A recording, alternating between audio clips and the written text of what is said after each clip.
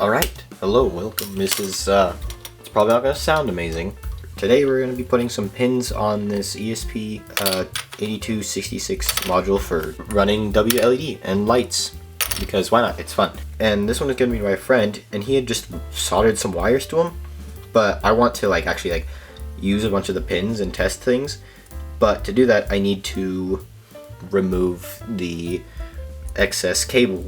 That's what I'm going to do today. Step one is we're going to use this sweet thing called the Pine Sol from Pine 64.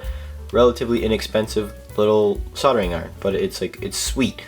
It runs great, it does what I need to, it can be powered off of just USB Type-C or a barrel jack connector, and it gets adequately warm and does everything I need it to. So before I do this, I'm going to grab some little pins, some little headers for this, and just make sure I have the right ones. Step one is we will just do some desoldering of some stuff, so let's do that.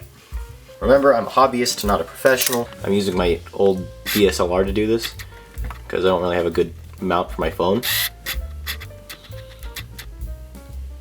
These are my helping hands, and they're the base. It's great. The hands, not so much. They don't work very well, but it's fine. I make do with what I have. So then this should make it easier for me to take some of the wiring and solder off of it. So we're going to use these to pull the wire out of the thing. So we're gonna, there we go. See, that was pretty easy. Just gotta do that a couple more times.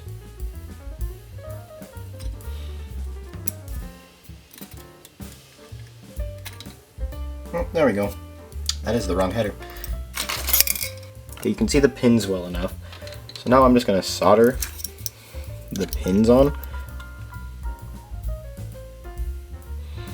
So from what I've learned, you want to heat up the thing you're soldering to and then attach the solder to it, because then it sticks to the thing you're soldering to instead of just, you know, the solder directly sticking to your soldering iron and then you have to try to get it to attach to the thing.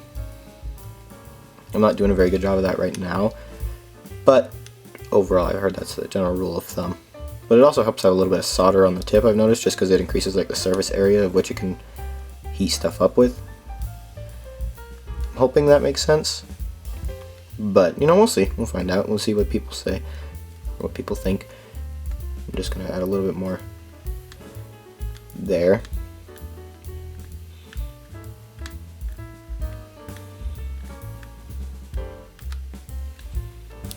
Looks pretty good.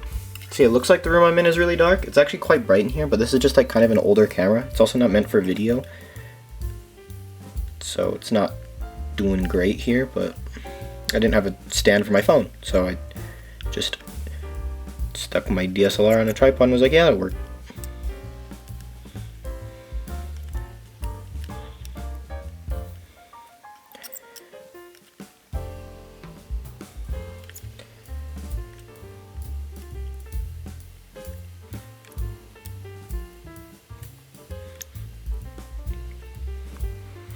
I just constantly checking the camera because I'm worried it's gonna decide to just stop recording randomly.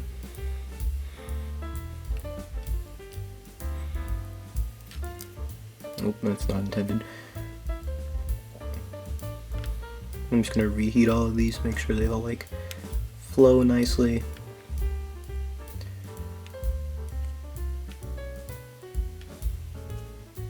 Maybe add a little bit more solder to D7 here.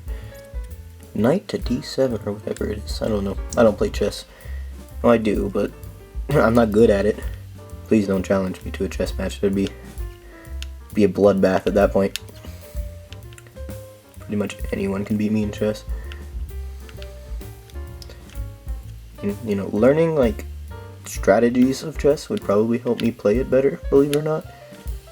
There we go. Alright, so that's all the headers put on a ESP8266. Was my flashlight even on all the way? Nope, it was at the lowest brightness. But as you can see, it looks okay. I mean, it's not bad. And now we have a fully functioning ESP8266 ready for prototyping. It's primarily going to be used for WLED, and I'll make a video on that. Yeah, so that's why I have this, and that's why I made it. So, and I just thought I'd share you guys the process of putting headers on it so that we can actually use it. Thanks for watching. If you want to see some of my other videos, I have some YouTube shorts on like other tiny little electronics things I do at 1 in the morning. And yeah, you all have a good day. I'll see you guys around.